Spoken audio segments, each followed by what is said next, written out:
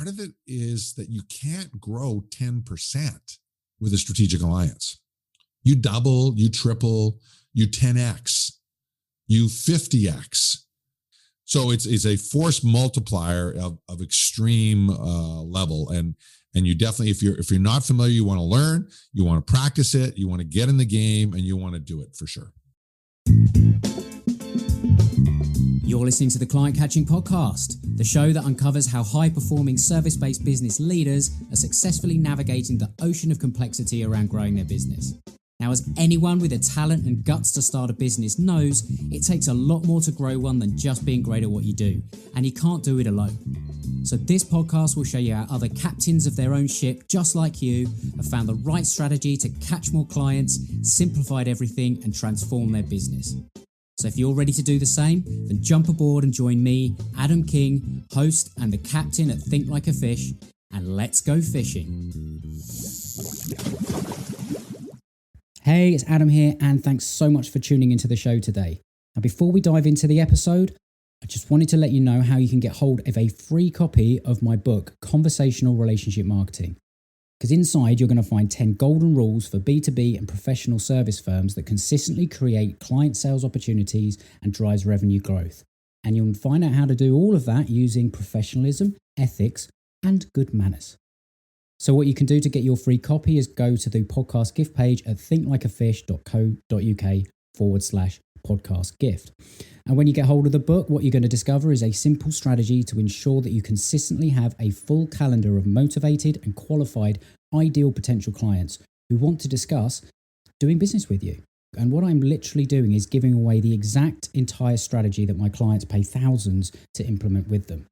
Not only that, I share throughout the book links to templates, frameworks, and workbooks that you can use to actually implement this strategy and get results. And it's all for free, no strings attached. In fact, there isn't even an opt-in. So please make sure you go and grab your copy on the podcast gift page at thinklikeafish.co.uk/podcast gift.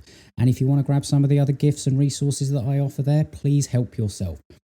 So I hope you go and get the book. I hope you read it. And more importantly, I hope you do something with it. And when you do, I'd love to get your feedback on the results that you've got. But until then, let's get to today's episode. Well, hello and welcome to the Client Catching Podcast. Now, I'm really excited with today's episode because we're going to be talking about the one marketing strategy that consistently outperforms everything by a long way. And yes, I know that is a bold promise, yet it's one that I know is 100% true, so I can say it with absolute confidence.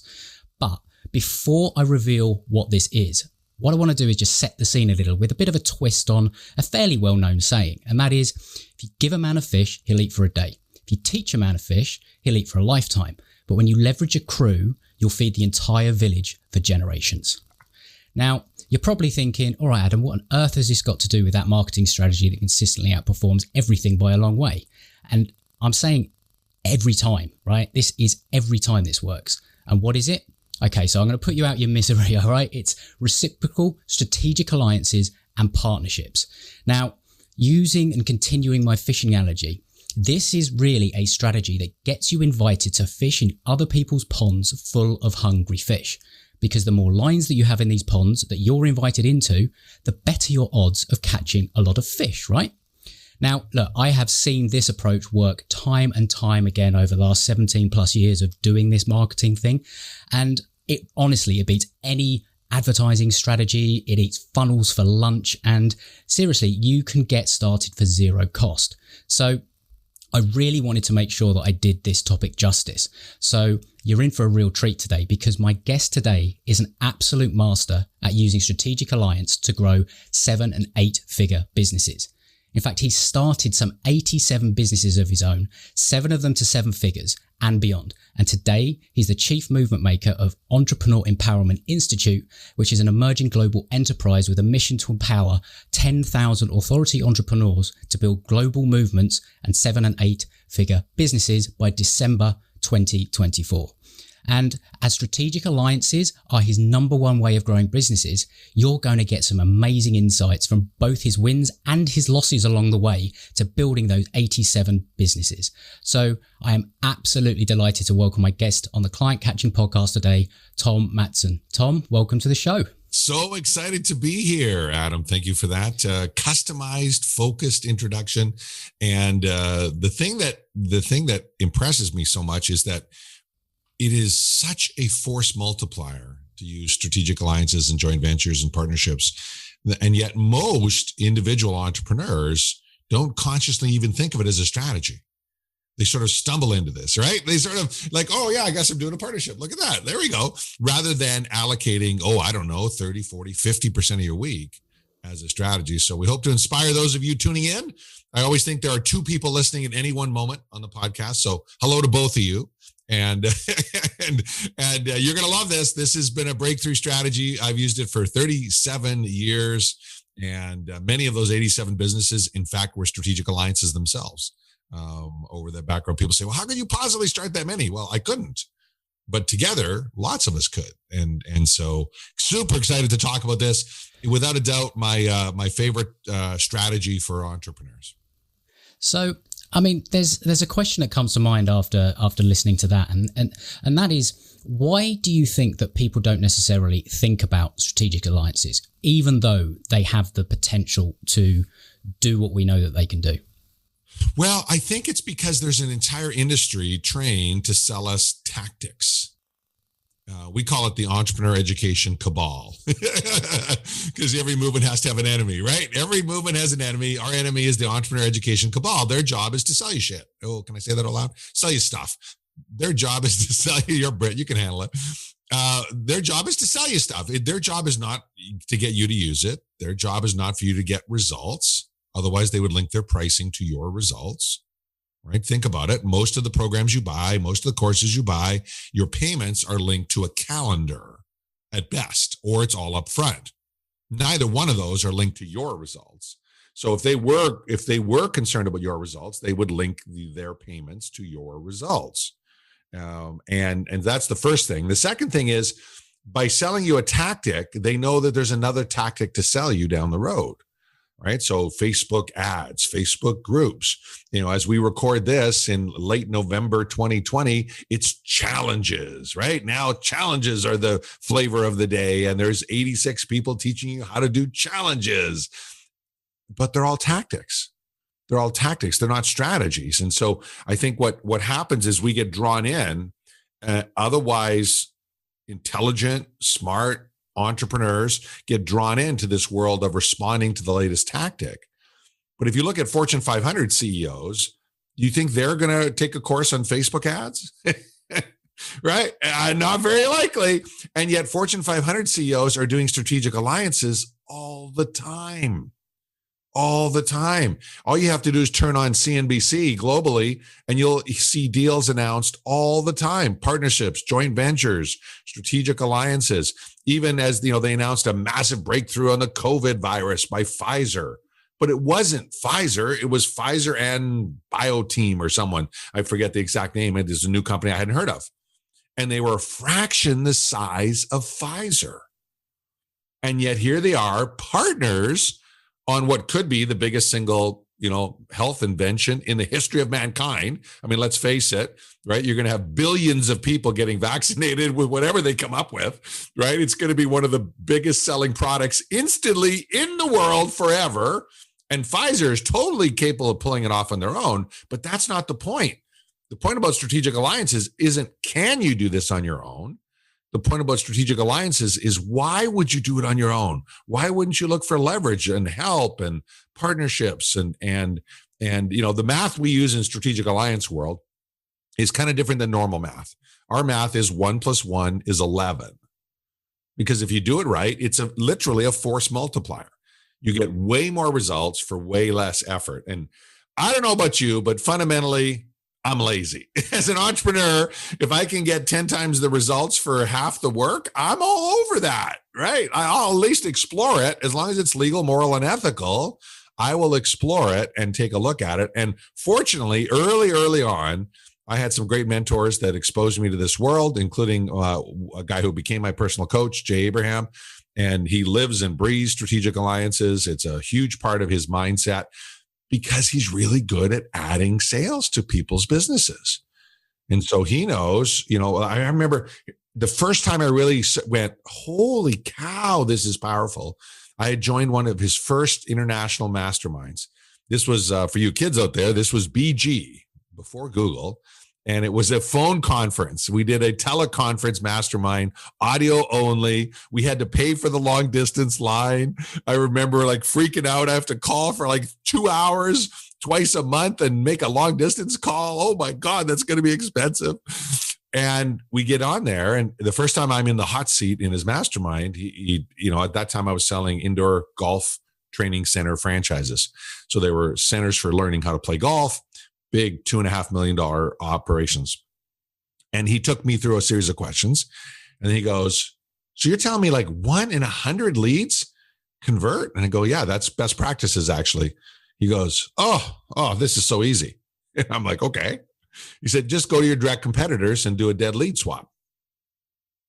And I go, what's a dead lead swap? And he describes it, it's like they're dead leads and you're dead leads and you swap them. I'm like, to your direct competitors. He says, oh yeah, the best person to market with is your direct competitor. And that's when I realized like this guy was so brilliant at the strategy of strategic alliances. I hadn't even considered going to my direct competitors in the franchising world. We all spent a ton of money to generate leads. And what we were doing was unique. And so my first response was, well, we don't have any direct competitors, which I later learned is a stupid thing to say to Jay Abraham. He's like, well, will they buy your franchise and the other guy at the same time? No, they'll only buy one of us. Well, then they're a direct competitor. I'm like, oh yeah. And so I hadn't even thought about it that way. First off, the direct competitors are simply competing for the dollars that are being decided. And the first company we approached, I remember distinctly, it was at the International PGA Golf Show. The first company we approached, they were a retail golf franchise. So they were in the same space, but not directly competitive in the sense of we were doing training, they were selling equipment. But of course, you wouldn't buy both at the same time, right? The guy goes, that's a great idea. Yeah, here's my card. Follow up to the show. Let's do it. Like it took 15 seconds to put that together after I knew what to think about and ask for. And so that was my first sort of like opening my eyes to this world of strategic alliances. And once I will tell you, listeners and viewers, once you understand the power behind this, you see this everywhere you go. From now on, I mean, it was 93% of our sales last year. Strategic alliances were 93% of our sales. And we're a mid-7-figure business on our way to 8 figures. That's a lot of revenue generated by strategic alliances. And next year, what I love about this approach is it's kind of what you just touched on there, in that you start seeing them everywhere. And what you ultimately start doing is seeing opportunity everywhere. Yes. And especially, in the light of the year of 2020, and there's a lot of people struggling, suffering, all that kind of thing, that if you actually sort of take off that lens of struggle and problem and you're trying to sort of just sell the person in front of you and actually just say, right, what opportunities are there with this person, whether it is a direct client, whether it is a potential partner, whatever it is, just flipping that switch and looking at things in a different way. What is the opportunity from this conversation? Yeah. Like it's a very, very different way of seeing things. And we start with our whole philosophy in the training we do in this area and in our masterminds around deal making. We talk about the 12 things you can bring to the table.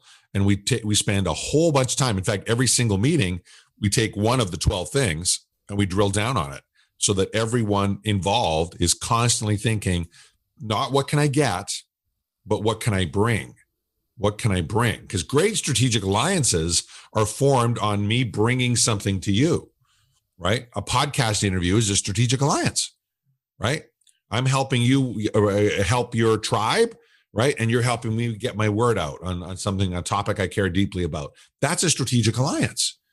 And whether we end up making any direct revenue out of this transaction, frankly, isn't relevant to either one of us because that's not the purpose of this particular medium.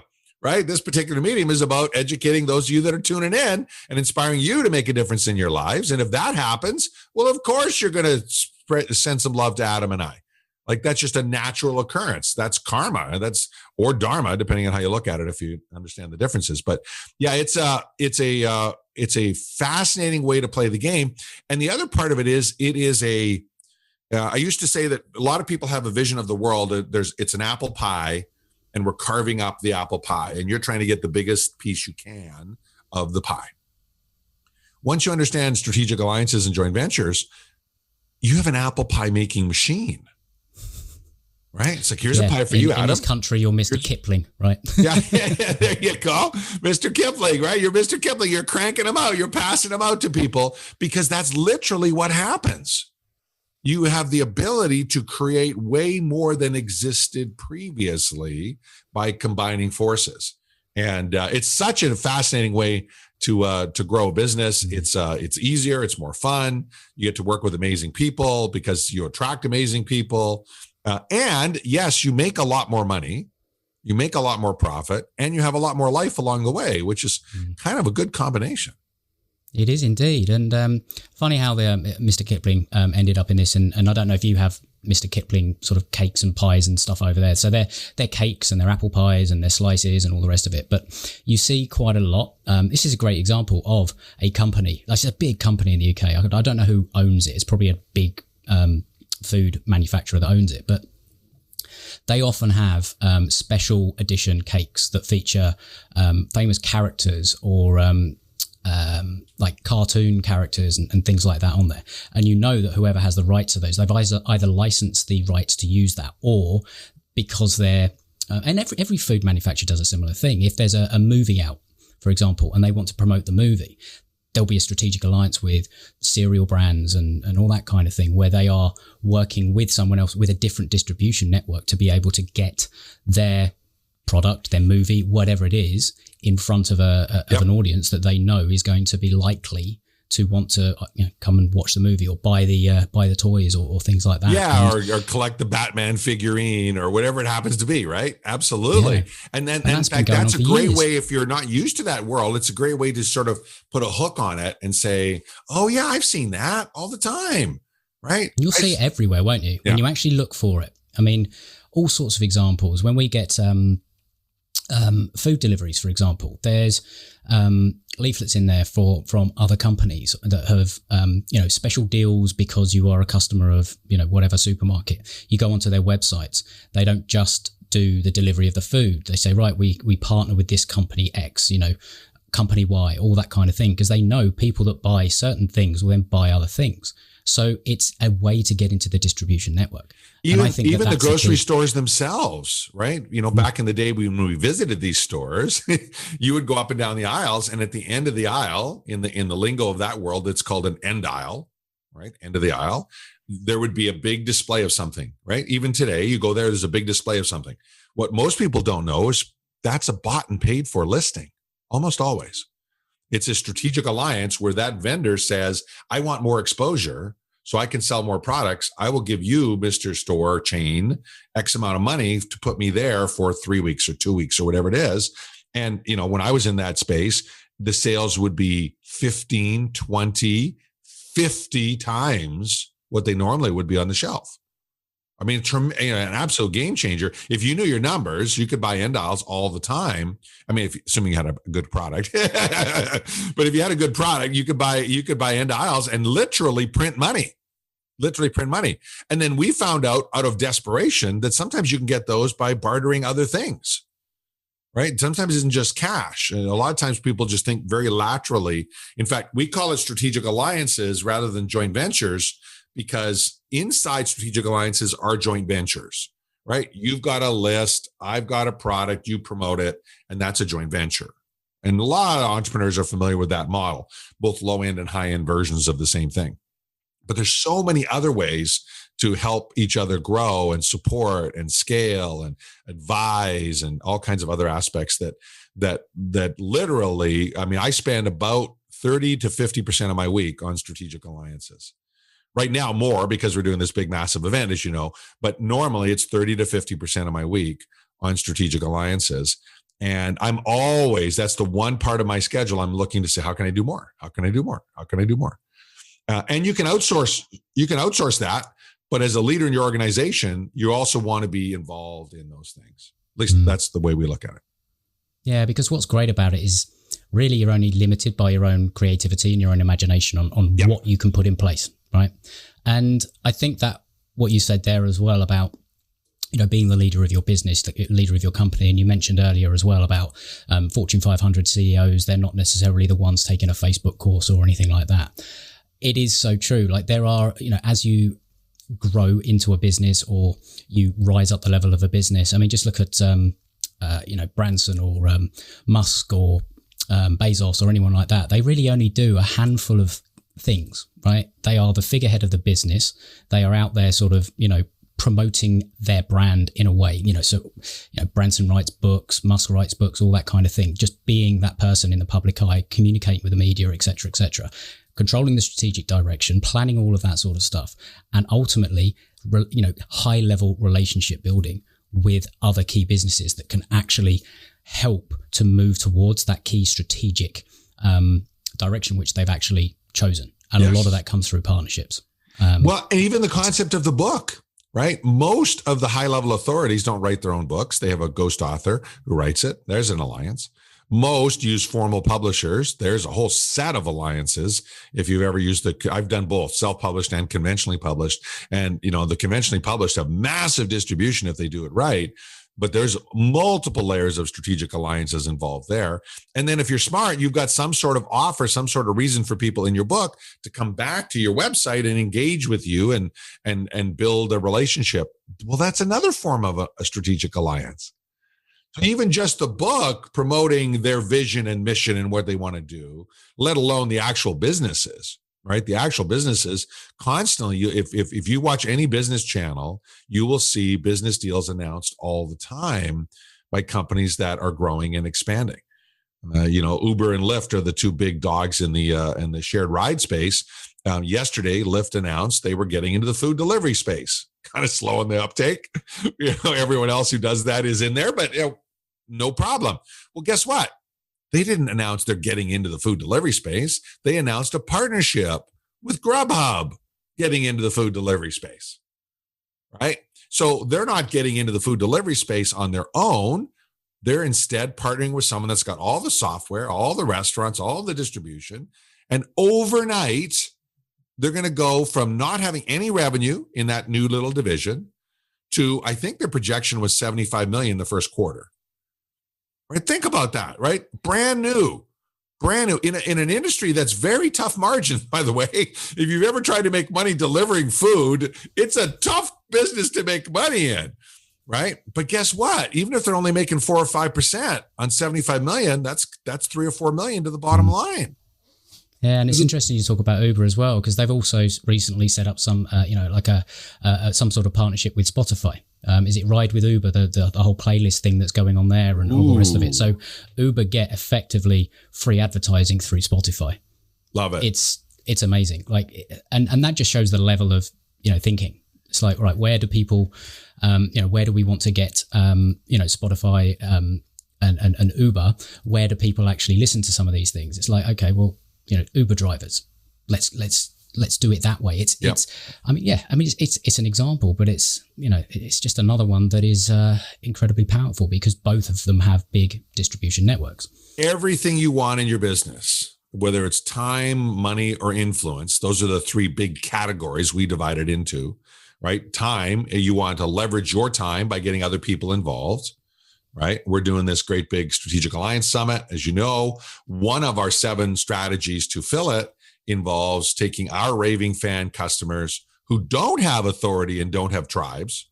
Right. And we're in the business of taking people with authority and tribes and taking them global. So, that's where we make the bulk of our revenue. But we also attract a lot of people who don't have either of those. And it's like, okay, well, we can't sell them a program with integrity because they don't have authority or a tribe yet.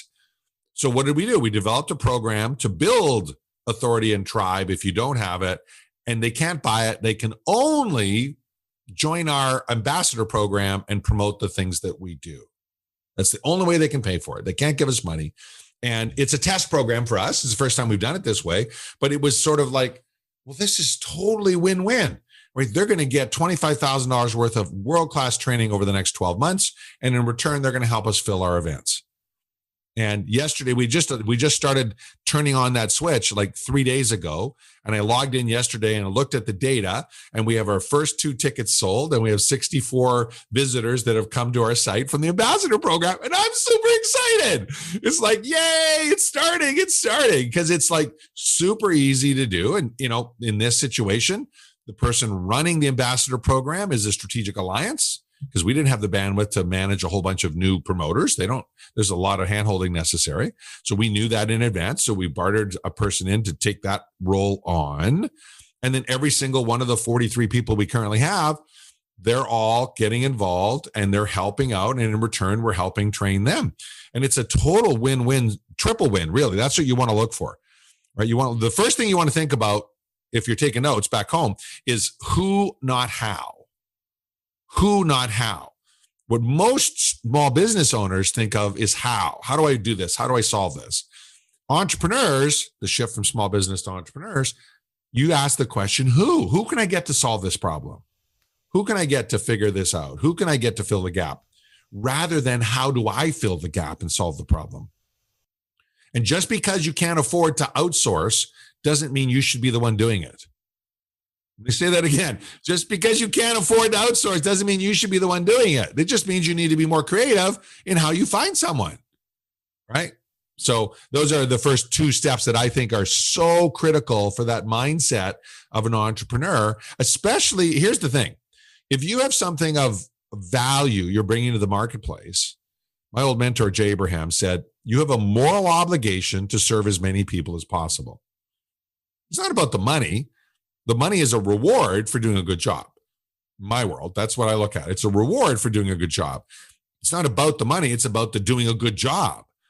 But his point is you have a moral obligation to get and serve as many people as you can if you're doing something of value. Now, if you're not doing something of value, who cares? You can still use strategic alliances to make some money, but who cares, really? Fundamentally, who cares? I would imagine most of the people tuning into this podcast and most of the people you work with day in and day out, Adam, have something of value they're bringing to the world. Am I right? Yeah. And so these are the people that we play with as well. This is the people that are making a difference in the world, particularly in their niche, all right, or their micro niche. They're making a massive difference. And, if you're doing 6 figures, you should be doing 7. Plain and simple. If you're doing 7 figures, you should be doing 8, right? We're already putting the infrastructure in place to do 9 figures of revenue per year, which is 100 million plus for you math challenge people. and it's the vast majority of that's going to come from strategic alliances. It's going to come from strategic alliances. And it's such a fun way to grow your business too.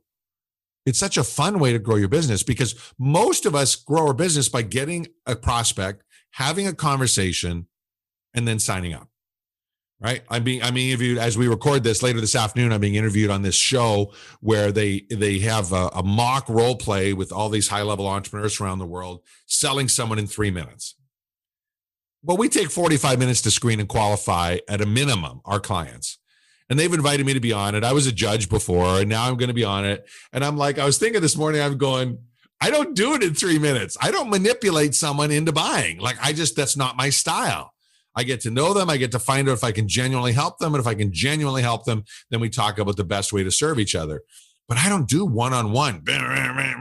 And so I'm pretty sure I'm going to get raked over the coals when I do this because they do have a panel of judges and they rate you, right? I'm pretty sure I'm going to get raked over the coals. But I've offered to do it because I like the work these guys are doing and it's fun and they get a lot of profile people in. And it's like, okay, and it's also a new world. It's a new circle of influence. And what does it cost me? It costs me an hour of my time, right? Yeah. And I'm helping them out. It'll be interesting to see how that one goes, actually. It really will. You'll have to let me know when that one goes. I don't, because, if you're genuinely interested in someone, it's very difficult to have a custom solution discussion in 3 minutes. You can't, 100%. We're past 3 minutes in our discussion here. We're just barely scratching the surface on strategic alliances, let alone, right, doing one together and figuring it out and all those things that come with that. Now, I'm not saying there aren't ways to accelerate that process. Of course there are.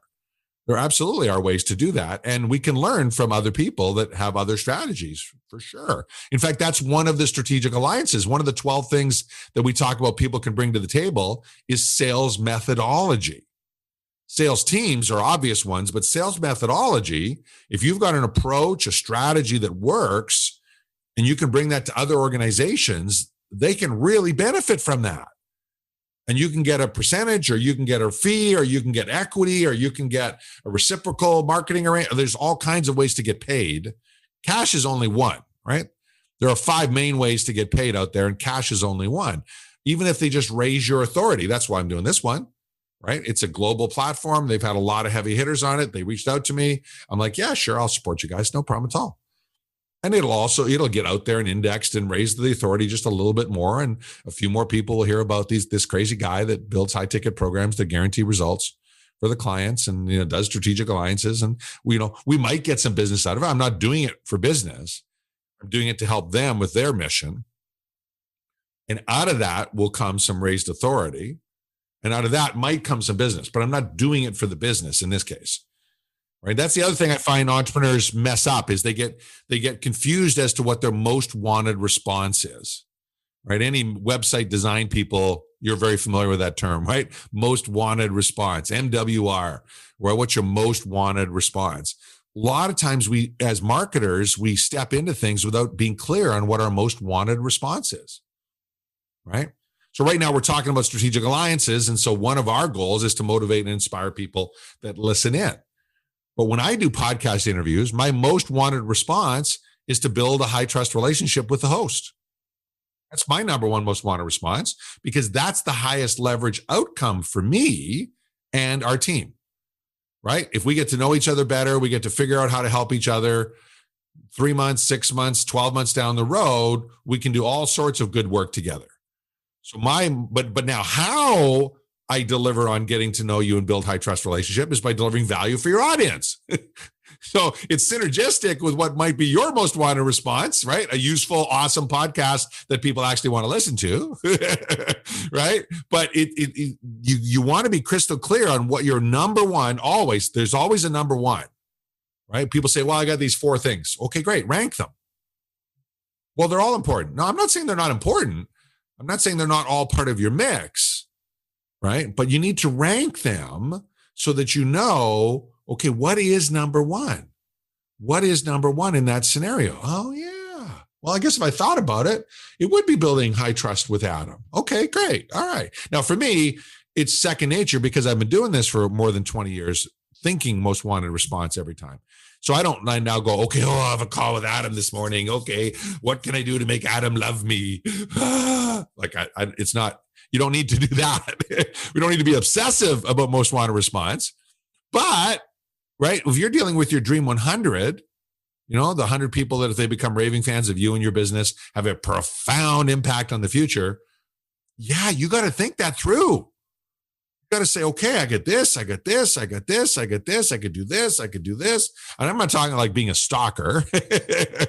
I'm talking about being like smart and strategic about how to do that. We're launching a new podcast with one of our strategic partners, Josh Elledge from Up My Influence. So I'm going to be a podcast host finally. After being on hundreds of shows, I'm finally deciding, okay, it's time. And guess what it's called? 7-Figure Strategic Alliances Podcast. I wonder what's going to be covered in that podcast. Exactly. I'm a big fan of self-explanatory titles.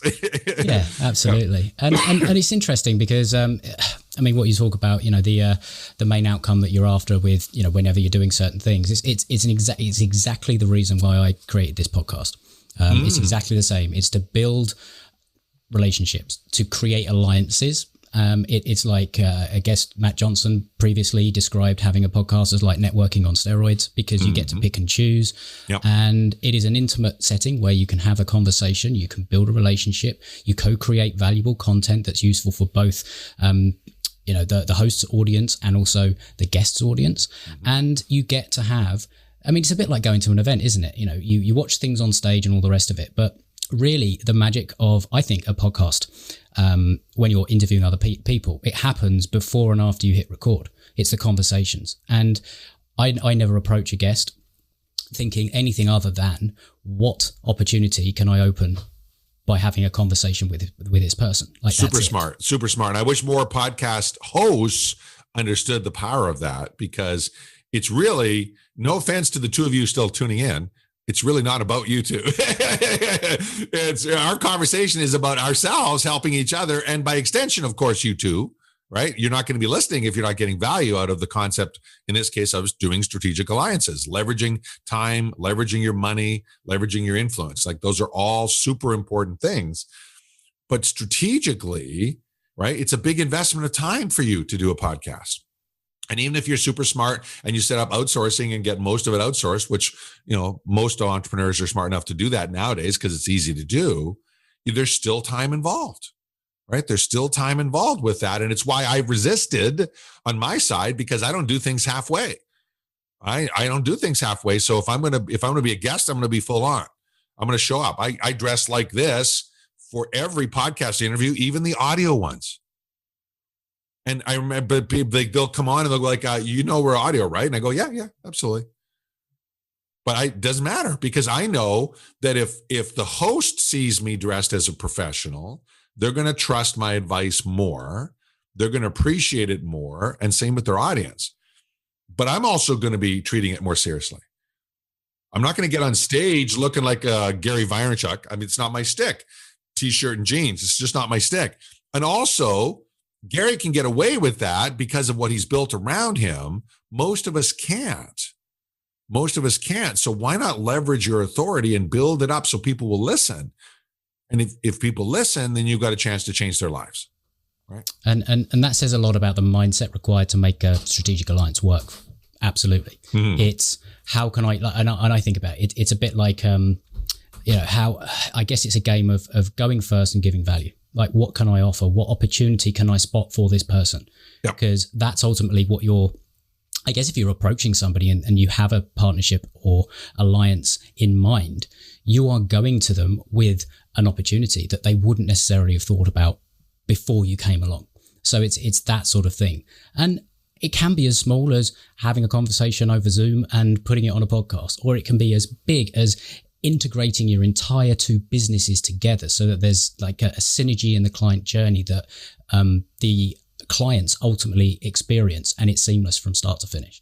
Yeah. Or even a brand new business, or taking over or using unused assets in a business. And one of Jay Abraham's famous examples is a motorcycle manufacturer in Asia needed to get, I think it was in Malaysia, and needed some manufacturing, but didn't have the money to, millions literally to create this. So I think Jay said, well, why don't you find someone that has got excess capacity?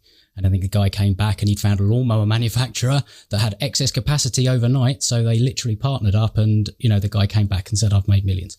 I mean, that's an example. But yeah. And we do something similar in our referral programs. So we teach people to run referral programs as a way to accelerate growth, which, by the way, referral programs are a strategic alliance.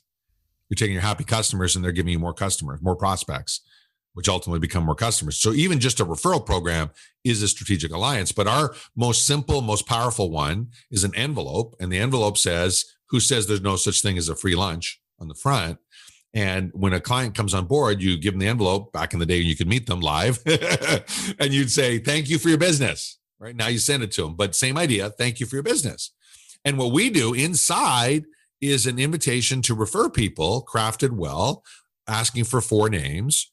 And depending on your margins and your business, every person they refer you and that person get to go for lunch at a restaurant. Lunch on the company, lunch on the company. Well, how we do that is we go to a restaurant that is busy at night and has excess capacity at lunch, and they're really good food. That's the criteria. They gotta be really good food, and they have to be packed at night so they're popular, but not open at lunch, but not busy at lunch. Right? So they get excess capacity. And then we talk to the general manager or the chief marketing officer of the restaurant and say, we're going to send our best customers to you at lunch when you got the room. We don't want any alcohol involved. We don't want any liability issues. So we just want lunch for 2. What can you do for us? And the worst they do is 2 for 1, 50% off. Like the worst they do. Many times they'll comp the whole thing. because it's our best customers. We're sending them, and they have to spend money to get customers in the door. So all they're doing is spending a little bit of food. Yeah. So many times they'll do it for free, but at the very least, it's 50% off. So you're buying 2 lunches for $25 in a really nice restaurant. You look like a freaking hero. Now that's a smart idea. Right. But there's an excess capacity. So one of the other things, and we don't talk about this a lot, but we should, is ask yourself all the time when you're listening to a podcast, when you're watching a webinar, a masterclass, ask not, does this apply to me, but how does this apply to me? In our masterminds, it's actually a Post-it note that we have people put electronically on their screen. And they're always asking, how does this apply to me? You might have heard Adam's example about excess capacity manufacturing going, oh, I'm not a manufacturer. Doesn't apply to me. Well, guess what? Excess capacity in a restaurant does apply to you because that's a referral program. Then you may say, well, my customers aren't local. Okay, well, how does it apply to you? Not local, global. Gee, do you think Uber Eats operates in most markets? Right? I got invited to a high-end mastermind I was a speaker at recently, and they usually get together live, but COVID's dictated you can't do that. And what arrives but an electronic certificate for lunch? Now, he didn't know I'm not in Vancouver, I'm near Vancouver, so I couldn't use it, but I was still appreciative of the fact that he sent it, and we figured out something, gave it back to him to use for something else. I don't want to waste it. But the idea was he was treating all of his people to lunch. Well, I know he did some sort of deal with that particular organization. Why not? Right? If you bulk buy and get a deal, there's a strategic alliance of sorts. So leveraging time, money, and influence. Come back to the main principles, right? If you're so busy you can't keep up, leveraging your time means attracting people to donate some of their time, right? And this happens all the time. Anyone tuning in have clients that are awesome prospects. Sorry, not clients, but prospects. Awesome prospects, but they don't have enough money for your service. Ever had that happen, Adam? Well, absolutely. Right? Like, what day is it? Is it a day that ends in Y? Right? I mean, anyone that's growing their business has that happen on a regular occurrence. They're awesome. They're totally qualified, and they just don't have enough cash to play the game. Well, you could just, politely say, piss off and nurture them and hope they have cash. You could just finance them and suddenly become a bank, right? And if you've got enough growth and scale, that's a good strategy because you can charge them interest and you'll make more money doing that than not, which is also a strategic alliance, by the way, when you finance them. Or you could do something we've started to do where if we truly love and adore them and think they're an amazing fit, instead of a $1,200 or a $2,500 deposit, we'll literally take a $100 deposit and they will commit X number of hours of labor to make up for the difference as their application fee. And because we always need more help. We're growing rapidly. We always can use more help from sharp people. So if it's someone we like and someone that we think we can really help with wherever they're going with that program, we will offer this as why don't we consider this? And they are so grateful. They're so appreciative. We just had literally 2 this week sign up from different parts of the world that are so over the top enthusiastic about being able to do that. So grateful for us. And we're grateful back because we're 100%. Getting 10, 15, 20 hours of labor from someone who's awesome. And by the way, wants to do such an amazing job because they want them to be appreciated by us. Right? So it's not just you're hiring someone to help you out for 10 hours. You're hiring someone who's totally wants to spoil you and help out. Right? So there's a way to leverage your time. Boom. You just leverage your time. Right? Money is another thing. Right? If they don't know, in this case, we're leveraging their lack of money to help us create more contacts, clients, and therefore more money. But you can also literally get money in as a strategic alliance. Right? A bank loan is a form of a strategic alliance, but it's a very low level form of strategic alliance. Investors are a more high level form. Private loans are a great one. They're my favorite, actually. Private loans, private equity. You'll pay 15 or 20% interest, but it's based on character, not credit. Character, not credit. And if you've got character and you've got a good use of it, but you don't have credit or don't want to leverage that credit, or your significant other won't let you co-sign the loan and guarantee it for that purpose, right? You got to keep everyone happy. Then it's a great way to grow your business.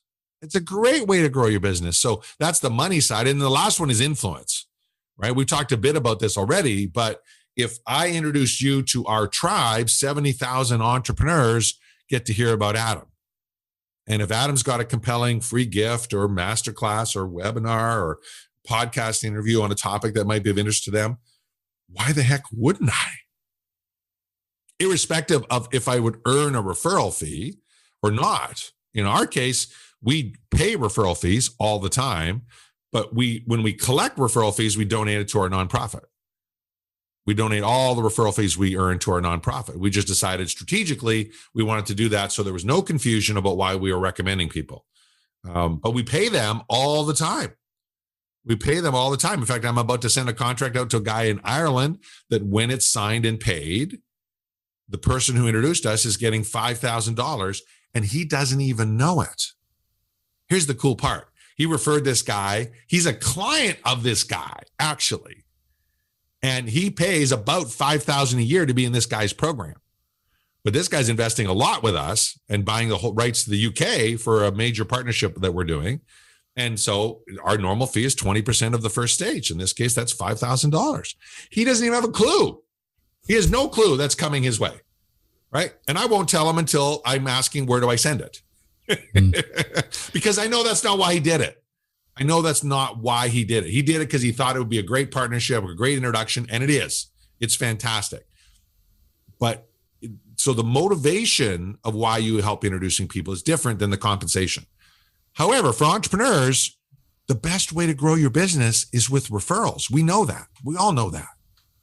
So why not reward that behavior, right? Pay referral fees. Some industries you can't, but you can donate to their favorite charity 100% of the time. Yeah. 100% of the time. Let me say that again. If you're in a regulated industry and you say, oh, remember, don't ask, does this apply to me? Ask, how does this apply to me? If you're in a regulated industry, financial advisor, fiduciary relationship, they will adore referral fees paid to the charity of choice. I know. I've gotten dozens and dozens of them approved through compliance on that exact issue. Why? Because the world's becoming a better place because of it. What does the fiduciary typically say? Oh, don't worry about it. I'm just happy to help you out.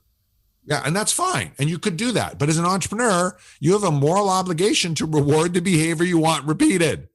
Let me say that again. You have a moral obligation to reward the behavior you want repeated. The best way to grow your business is with referrals. We all know that. So then reward them. Build it into your model. Heck, if you need to, change your pricing structure.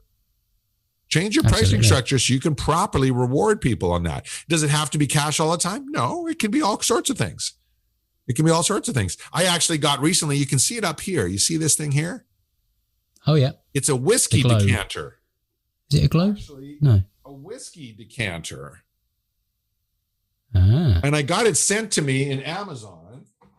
And the note that was supposed to come with it didn't come. And I put it back there to remind me of it. Yesterday, 3 months later, I found out who sent it to me. Chris the Greek said, so did you get my gift from Amazon?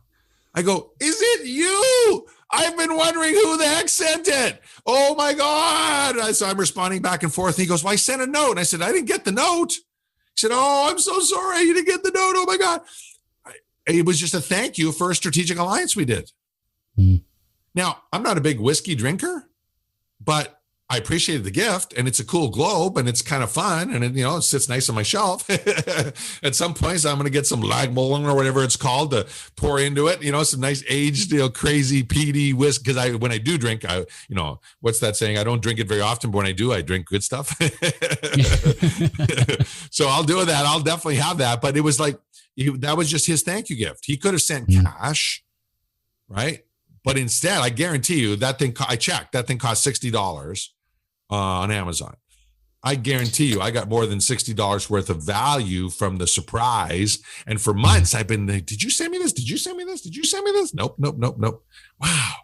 And now I just found out. I'm all excited. So anyway, we wander off a little bit, but the idea is, right, you focusing on leverage, the things that matter most in your business, and you can find people for it.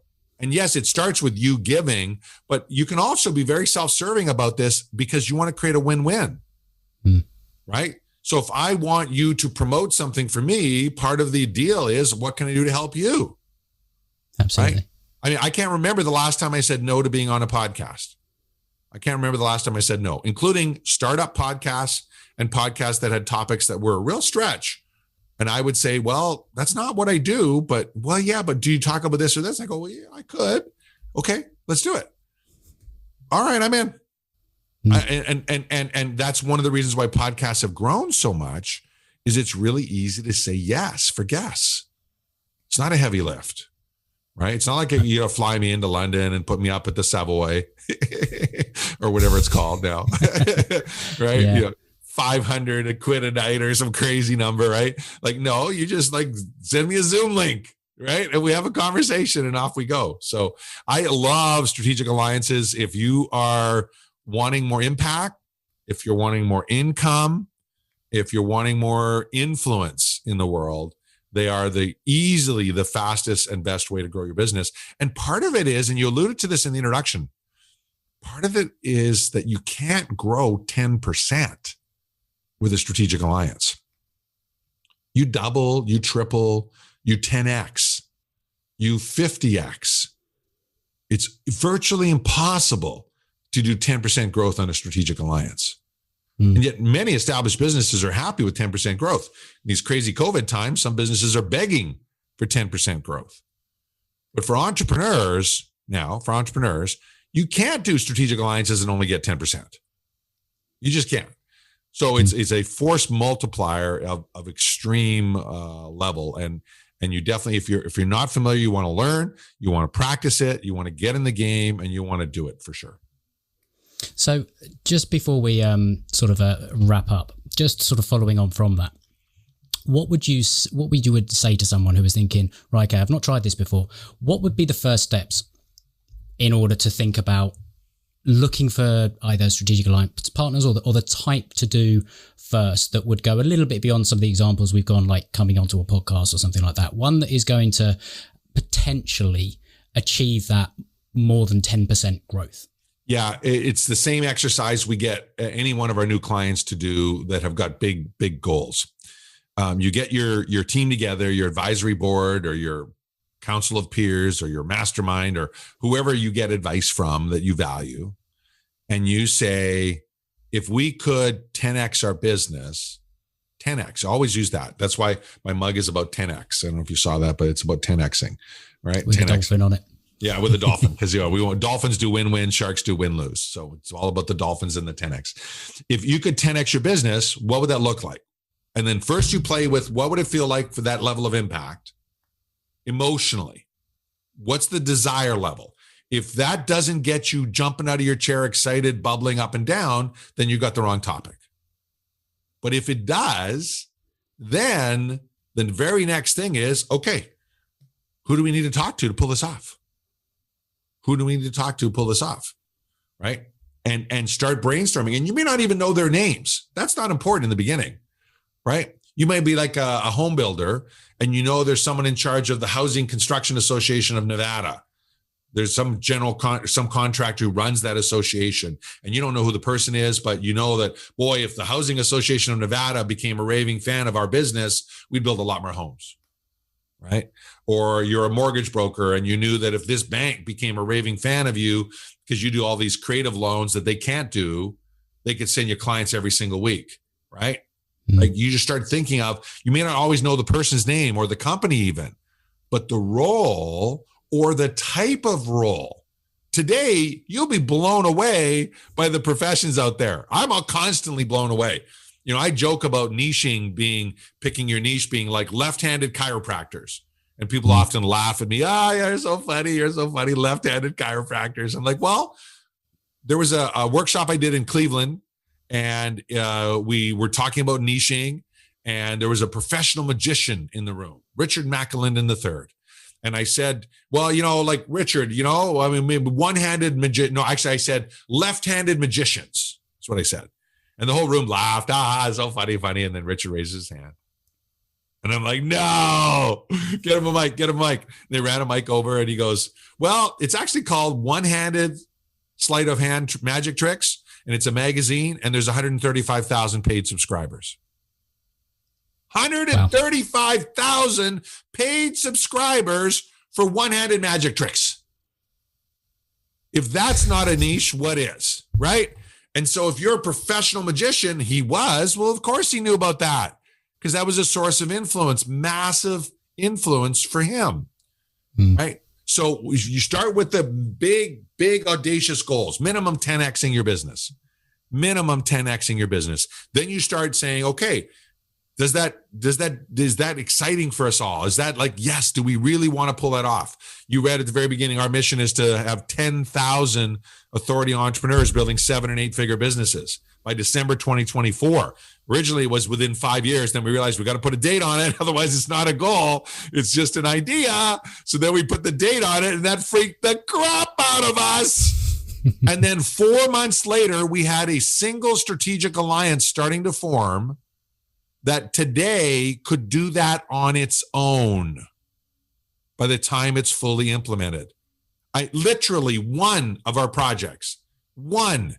And when we set that goal, we had no freaking clue whatsoever. And I teach this stuff for a living, and I had no clue. It was literally one of those big, hairy, audacious goals, stretching for the stars. What would be such a stretch that would make us, become way better than we are. Jim Rohn's favorite quote about being a millionaire is set a goal to become a millionaire, not for the $1 million, but for what it will make of you to become a millionaire. Same thing here. 10,000 entrepreneurs, 7 and 8 figure businesses. Holy cow. Well, guess what? We have multiple strategies to pull that off. Multiple strategies, and they're all involving strategic alliances.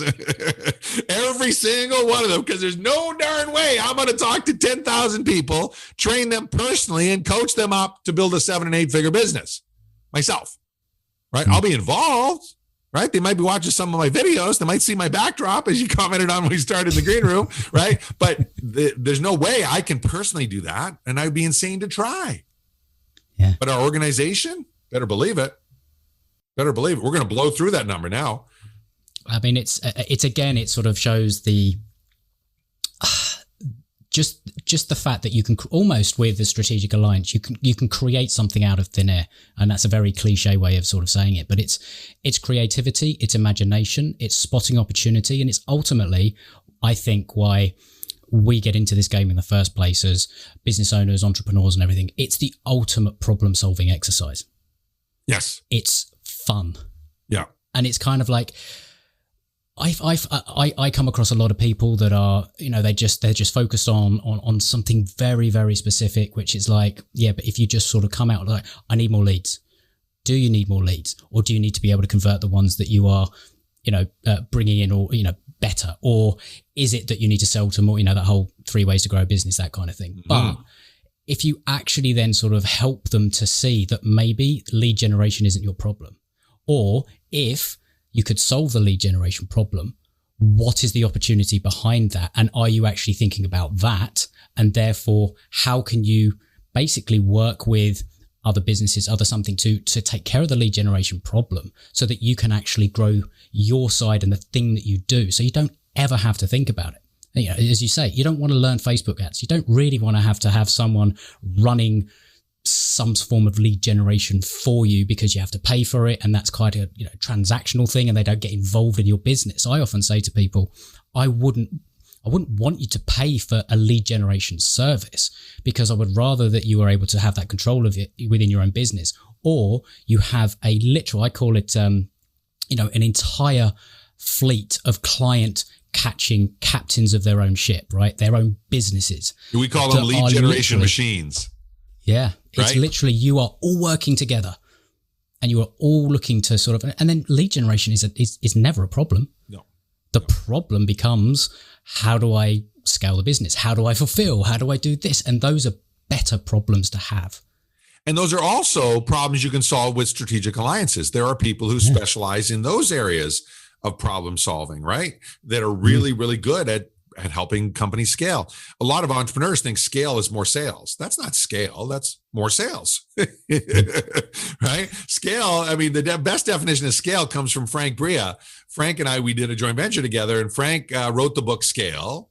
And we was on a summit of his called Scale. And I was talking about our risk reversal strategy, where we teach people to guarantee their programs and link their payments to results, because we think that's a better way to do it. And it's an easier way to sell them for sure. And so we were talking about all that. And then he was talking about how he defines scale. Here's how he defines it, Adam. See what you think of this. You get a new client, no additional work for you, the founder. Do you know something interesting, Tom? It's not out yet, but I don't know if it will be out before or after, but Frank has been on this podcast. It's not published yet. Fantastic. Talking about scale, yes, right? He gave that exact definition. And it's a super tough definition. Like every time I give it, I go, yeah, we're not there yet. We're not there yet. We're getting closer, but we're not there yet. We're not there yet. But some of these things can be aspirational too, right? They can be aspirational. Like, how could I do a podcast interview and no additional work needed from me? I can't. Now, I could share content to your audience without me being there, but the podcast, I can't. So some things you just can't totally define scale. However, we hired a podcast booking company at the start of this year because we wanted to give away millions of dollars worth of scholarships. And they booked me on 30 or 40 shows in a couple of months. So all of that was taken care of for me. And I just showed up and did the call.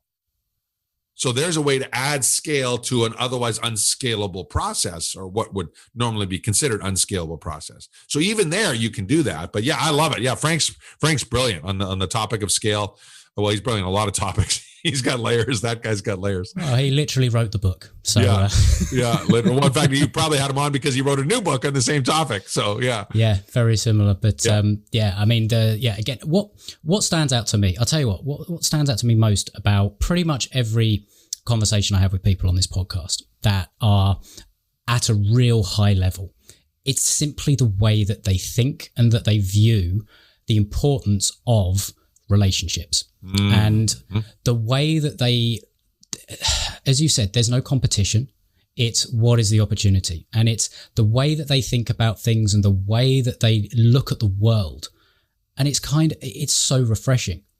And it's, I guess sometimes when it's natural, right? It's difficult if you're just starting, or you're kind of on that ladder and everything is a struggle and all the rest of it. You're kind of thinking, oh God, I've got all this to do and all the rest of it, and I've got nothing to offer. I'm just going to have to scrap for it and all the rest of it. Whereas actually, if there's one thing that I want anyone to, whether you're just starting or whether you are, on that ladder or anything, if I could just go back to myself starting, my arrogant, 30 odd year old self back in the day when I started, my career, it would be invest in relationships and actually look at how you can help the person next to you before anything else. Ask that question.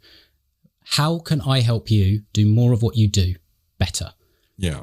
And just look at the world in that way, and suddenly things won't be so much of a struggle, because as you say, you ask who, not how. Yeah. And I think that is such a refreshing, if I could just bang that into anybody's head. Totally. It's in fact, it's why we did the Strategic Alliance Summit, the live ones 5 years ago. It's why we started doing it, because you would go to these live events and we would meet these fascinating people on breakouts or lunches or whatever. And we would hardly get any time to get to know them. And, you can't build high trust relationships without time to get to know them. You just can't. It doesn't work electronically. I mean, in terms of emails, right? Electronically with visual, yeah, you can get to know people this way. That is so much accelerated over the old days where it was audio only. Like so much better. You see nonverbal communication. You can have conversations. You can get a feel for someone, right? Especially if you're a high kinesthetic and you need to genuinely get a feel for someone. Video can really help. Obviously, if you're a visual person, it can help a lot. But even auditory people who primarily decide based on auditory, seeing and hearing allows for a more deepening of that trust relationship. So I completely agree with that. And it's also why we're super excited to package it all up and take it virtual early next year. We're now marketing it, as you know, because it allows people, whether they're new or they're emerging or they're established, to leverage their time, money, and influence in 3 days. And we describe it as the world's largest deal-making event. We'll see if we can pull that off by the time it's done, but we think we will do literally hundreds of millions of dollars of deals. Every attendee, as you know, is getting guaranteed $100,000 in deals, and they're paying the ticket fee once they not only do the deals, but close them and get paid, right? Which no one's ever done in our space. Just to sort of clarify for anyone listening, it's the Strategic Alliance Summit, and it's going to be in January 2021. So if you're listening to this after the summit has happened, but we'll be doing them 3 times a year. So the links that Adam's got links below, you'll see for the next ones, because we've already decided this is going to be 3 times a year. It's that important for people. We do live ones, and once COVID allows us to do live, we'll still do the smaller, more intimate live ones. But the online one, we expect more than 1,000 people, and people will walk in and in one 45-minute deal making session, pick up 10 marketing partners. Pick up 10 marketing. And that's going to be different, isn't it? Because there's been a lot of, an increase in the number of online summits, and there's quite a well-known format and all the rest of it. And they're great. Don't get me wrong. You could learn a lot and all the rest of it. But what is missing is that actual networking piece, that actual, right, let's get down to brass tacks. Let's meet some of the other people in the room. Most of these, you don't even see the other people in the room. Yep. And it's more about actually getting stuff done rather than I'm going to listen to Mr. Guru on the mountain and all the rest of it, and the cabal that will educate me until I need to sell you a program on how to do deals. Exactly. So why not just show them and help them? And I think that approach is fantastic. All of our training is free. It's included. It's done before the event. So if you don't have any experience in this, or it's outside your comfort zone, we'll get you up to speed.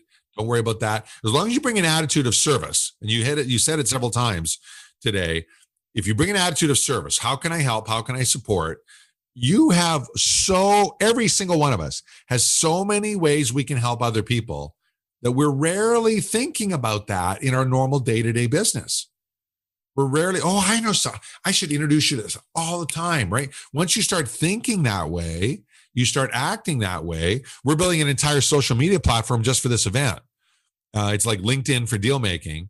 And it's not even on our site. We're not even telling people about it until they become a ticket holder right now. And the reason is we want to make it as easy as possible for people to make connections, and not like useless articles and Facebook videos of kitty cats and stuff like that. Right? There's we all need an escape. I'm not judging that. But that's not growing your business, folks. That's like letting your mind go and having fun and relaxing. But don't think that's growing your business. That's not called networking when you're watching Facebook videos and putting a like on it, right? That's not building a high trust relationship. Even Facebook doesn't count likes anymore in their algorithms. They only count relevant comments. So if you have a business friend of yours that's posted something and it's really awesome and you want to help them, don't hit a like. Facebook doesn't even count that anymore in their algorithms. They changed this a couple of years ago, evidently. Relevant comments, same on LinkedIn. Relevant comments. So if you want to help someone, if you're trying to win the attention of an influencer on Facebook or LinkedIn, relevant comments, because that actually elevates the authority of the post or of the video or of the masterclass replay or whatever it is that you're commenting on. So always ask yourself, how you can serve in these relationship building strategies, and then get yourself in an environment to do it. Our summit's just one way to do it. We think it's the best way. We've created it to be the easiest way, but it's not the only way. There's lots of ways to do it. More importantly, I want anyone listening into this to be open to the possibility of every day looking and saying, who, not how, right? You do that, you're going to change your business. Absolutely. And what I've done, if anyone's sort of interested in seeing the summit or getting some more information, I've set up a link to where people can actually go so it's easier to remember. It's thinklikeafish.co.uk/alliances. And what that will do is Tom's also got a fantastic free gift, which is basically a free gift worth, what is it, $65,000? $65,000 we paid our attorneys for these legal templates. Yes. It's eight legal templates that you can use to basically protect yourself, but also maximize the opportunity for every strategic alliance that you would potentially do. So you can go to that link, you can get hold of that, and then you can find out all about the summit, because you'll see Tom being on the other side, basically explaining what it's all about, how it can help you. And my God, it is a no-brainer if you ask me. Literally, if you've got nothing else from this conversation, it's that the answer to most problems can be solved with 2 words: strategic alliances.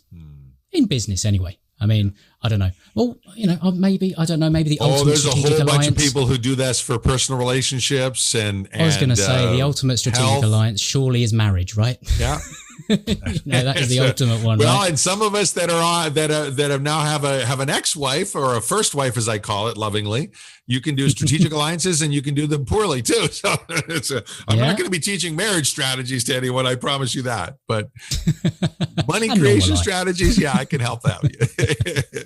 But yeah, take a look at it. And it's in January 2021, but then there'll be others going throughout the year. Yeah. And seriously, I often say this as well. Like, even if you're not necessarily thinking, right, I'm going to go to this event, I always say that you can learn so much from watching what people do and how they do it than you can from even just going and actually getting their stuff. Because what's really interesting, the way that Tom and his team are doing this, it's the process. It's the way they have positioned this in a different way. They have thought about this, seen what's going on in the industry, and are doing something different. They are making an enormous promise that I've never seen designed. And we didn't even get to this, the way that you talk about linking payments to results and all the rest of it. And, my God, we could go on for literally days. Well, that's a good topic for the next time.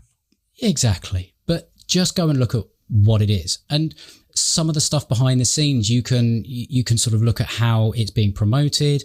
I mean, there's an entire referral network being built. And, as you say, you've got a manager behind it and all the rest of it. It is impressive. And yet you still have time to sit here and spend what's nearly an hour and 20 minutes having a conversation, because you have built these strategic alliances and you've allowed yourself that time in your day. And I think that's a testament to both the way that you think, the way that you embrace a strategic alliance, but also from the strategy itself. It can be the answer to pretty much any business problem. Yeah. Absolutely. And I appreciate you making time for this. I'm happy to do it. If you're tuning in and listening, definitely check us out. We'd love you to come join us. And actually, we promise you'll do your strategic alliances directly at this event. No speakers, as Adam referred to, no content training. The event itself is all deal making. We set the stage, we give you some context so you're ready, and then we do breakouts and you do deals. And then we take a break and you'll paper those deals in what we call deal sheets, and you'll submit them and you'll earn badges in our community world, because you want to reward the behavior you want repeated, right? So you're going to earn dolphin badges, Adam. You're going to earn dolphin badges. We're going all in on this. And your first deal, you get a green dolphin badge on your profile, which we're calling Jerry. We're calling the first dolphin Jerry, as in, show me the money, Jerry. Tom Cruise's favorite line from that movie. And then the rest of the dolphins are more dolphin-like names, depending on how many deals. But the whole idea is anyone can do this. It's a lot of fun. And we've set it up so that you get as much opportunity to meet like-minded people as possible. Some will be in the same field you're in. Some will deliberately be in different fields. And that's the other thing that will blow your mind, is you can do some of the most creative deals with people that aren't even in your industry. As long as you're both looking, how do we help? How do we help? How do we help? How do we help? And not just both, like 4 or 5 of us. How do we help? How do we help? How do we help? It's a lot of fun. Hope you can join us. For those of you that have tuned into this, I appreciate all your time, Adam. Thank you so much. Absolutely. So yeah, if you want to go and check it out, go and get the 8 legal templates at thinklikeafish.co.uk/alliances. And obviously the links will be in the show notes. And what's your preferred method of contact with people that may want to connect personally with you, Tom? Is it LinkedIn? Is it Facebook? Yeah, the best way is to search my name on LinkedIn. I've got about 25,000 first-degree connections, so I come up right away. Matzen. I'm part of the Commonwealth. I can say that properly. For our American friends tuning in, you can put a Z in there. That's okay. Matzen. and it'll come up, and there's all kinds of great content and free masterclasses and training linked to my profile as well.